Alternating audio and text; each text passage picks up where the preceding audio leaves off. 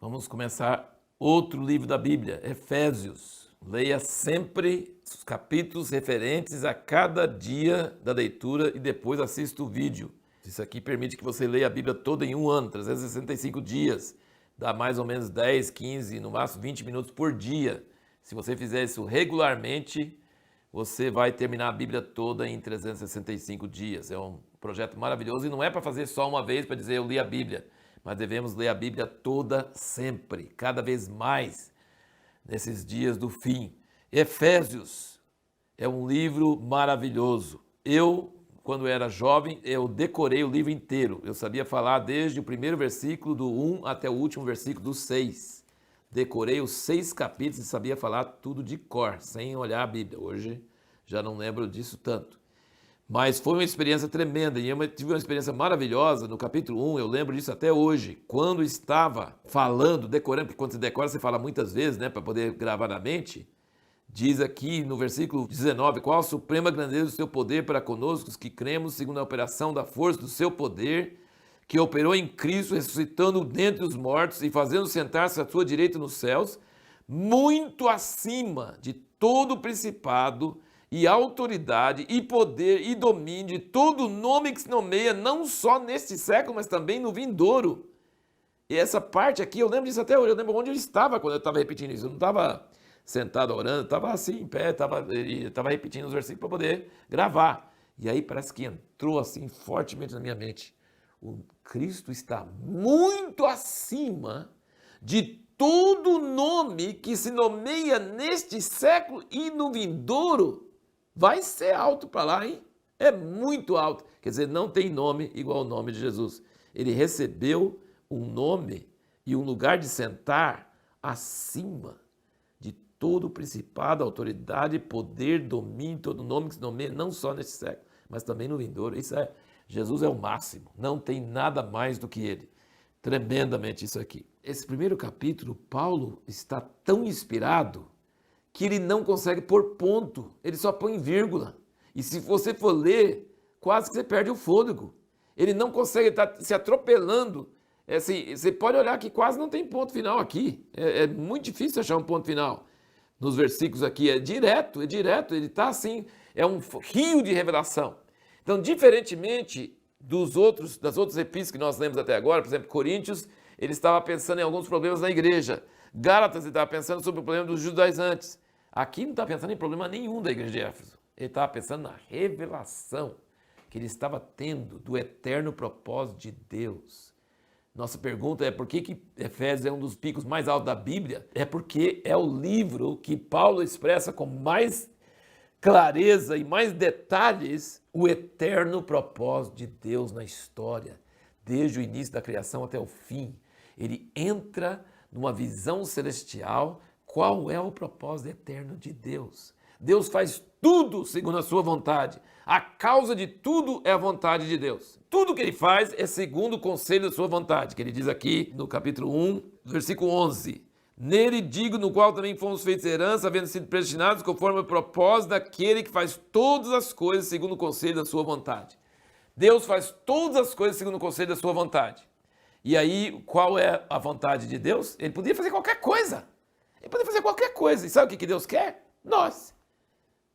Por que Ele quer nós? Nós somos tão desprezíveis, tão maus, tão traiçoeiros, tão horríveis. Mas Ele nos quer. Ele diz aqui que nós somos a herança dele. Deus do universo, que podia ter qualquer coisa que Ele quisesse, Ele quer nós. Ele quer morar na terra conosco. Ele quer morar em nós. Nós somos a sua obra-prima. Nós somos o seu sonho. Nós somos o seu propósito. A causa de tudo é a sua vontade. Mas o alvo da sua vontade somos nós. Deus deu a igreja para Cristo e Deus deu Cristo para a igreja. Aqui no fim do capítulo 1 ele diz, no versículo 22, diz, sujeitou todas as coisas debaixo de seus pés e para ser cabeça sobre todas as coisas, o deu à igreja. Como que Jesus vai ser cabeça de todas as coisas? E quando ele fala todas as coisas, ele está falando todas as coisas mesmo, tá? Os bichinhos, as plantas, as estrelas, os vírus, as bactérias, as aves, os monstros marinhos, tudo! Jesus vai ser cabeça sobre todas as coisas. E como que ele vai ser cabeça sobre todas as coisas? Ele deu a igreja. E o que é a igreja? O seu corpo, o complemento daquele que cumpre tudo em todas as coisas. Então, Jesus ele vai fazer converger tudo em Cristo na plenitude dos tempos. No fim das coisas, ele vai usar a mesma palavra que foi Jesus que ele criou no universo para aquele que vai receber todas as coisas. Jesus foi a fonte de todas as coisas, Jesus é o alvo de todas as coisas. E como que todas essas coisas que ele criou, que hoje estão meio longe dele, como que eles vão voltar para ele? Por meio da igreja. A igreja é o seu corpo. Jesus é o cabeça que está nos céus e a igreja é os seus pés. E aqui no capítulo 3, versículo 8, a mim, o mínimo de todos os santos, me foi dada essa graça de anunciar aos gentios as riquezas inescrutáveis de Cristo e demonstrar a todos qual seja a dispensação do mistério que desde os séculos esteve oculto em Deus, que tudo criou, para que agora a multiforme sabedoria de Deus seja manifestada por meio da igreja aos principados e potestades nas regiões celestes, segundo o eterno propósito que fez em Cristo Jesus nosso Senhor. A igreja não é nada sem Cristo. Cristo é o cara, é o cabeça, é tudo. Nós não somos nada sem Cristo. Mas com Cristo, recebendo Cristo, nós nos tornamos o seu corpo. E nós somos a maneira que Deus vai vencer Satanás e todos os principados e vai fazer toda a criação de volta a Deus.